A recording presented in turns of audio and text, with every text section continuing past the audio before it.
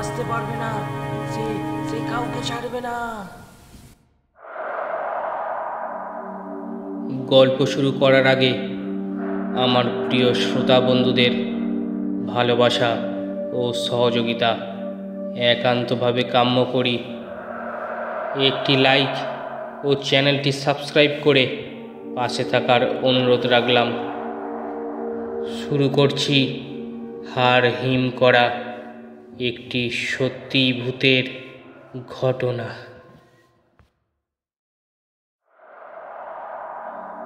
আমি রাকিব।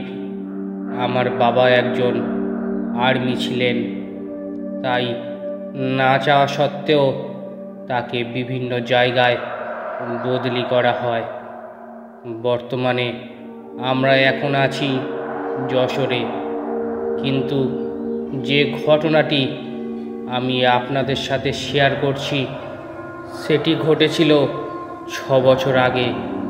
তখন আমরা ছিলাম বগুড়াতে। তখন আমি ক্লাস 6-এ পড়তাম। বাবা আর্মি মিশনের জন্য দেশের বাইরে গিয়েছিল। তখন আমাদের সরকারি বাসা ছেড়ে ক্যান্টনমেন্টের বাইরে বাসা ভাড়া নিতে হয়। আর সেই জায়গাটা ছিল একটি ভয়ানক জায়গা, যে জায়গাটায় আমি খুব ভয় পেতাম। বাবা সেই জায়গাটায় ভাড়া নিয়েছিল। সেটি ছিল কবরস্থানের পাশে।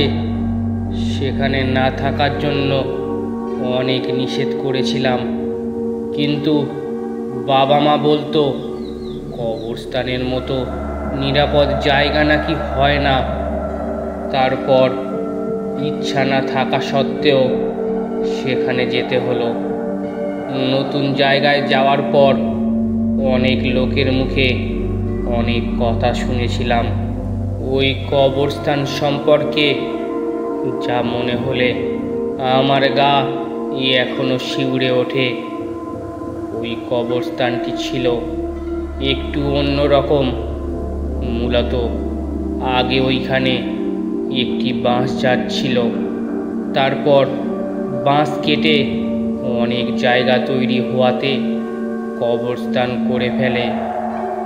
নতুন বাসার মধ্যে যেখানে আমার রুমের জানালাটা ছিল, সেখান থেকে কবরস্থানটি সহজেই ভালো মতো দেখা যেত।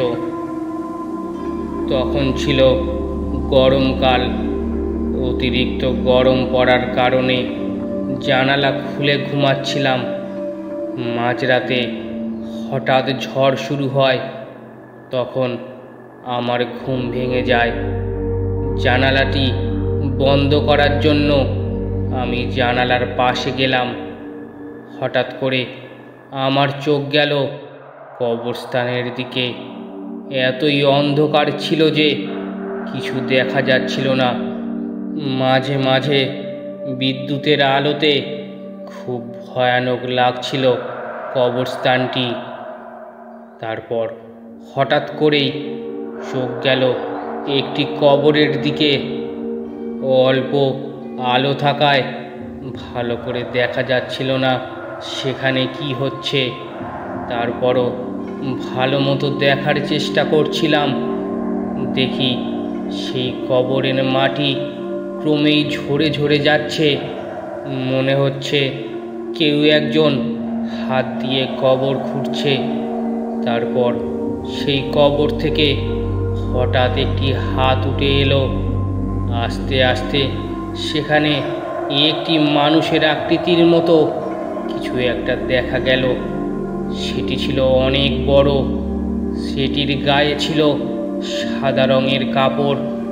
তারপর সেটি এক কবর থেকে অন্য কবরে ঘোরাঘুরি করছিল। আমার খুব ভয় লাগছিল। মনে হচ্ছিল জানালা লাগিয়ে দৌড়ে মার কাছে গিয়ে শুয়ে পড়ি, কিন্তু দেখারও খুব ইচ্ছা হচ্ছিল। কিন্তু তখনও বুঝতে পারিনি যে সবচেয়ে ভয়ানক ঘটনা আমার সাথে ঘটতে চলেছে। কিছুক্ষণ এরকম চলার পর সেটি হঠাৎ আমার জানালার দিকে তাকালো। জানালার পাশে যে কবরটা ছিল সেটির দিকে আসতে লাগলো। এতে আমি খুব ভয় পেয়ে গেলাম। আমি সেটির মুখের দিকে তাকালাম, কিন্তু অন্ধকারের জন্য কিছুই দেখতে পেলাম না। তারপর হঠাৎ বিদ্যুতের আলো পড়ায় সেটির মুখ দেখতে পেলাম। আমি যা দেখলাম তা কখনোই আমি আশা করিনি।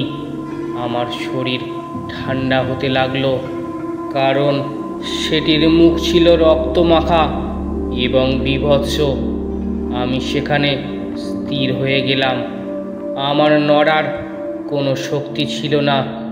জানালাটা লাগানোর চেষ্টা করছিলাম, কিন্তু পারছিলাম না। কতক্ষণ এইভাবে চলার পর আমি ফ্লোরে পড়ে যাই। যখন চোখ খুলি তখন নিজেকে বিছানায় আবিষ্কার করি।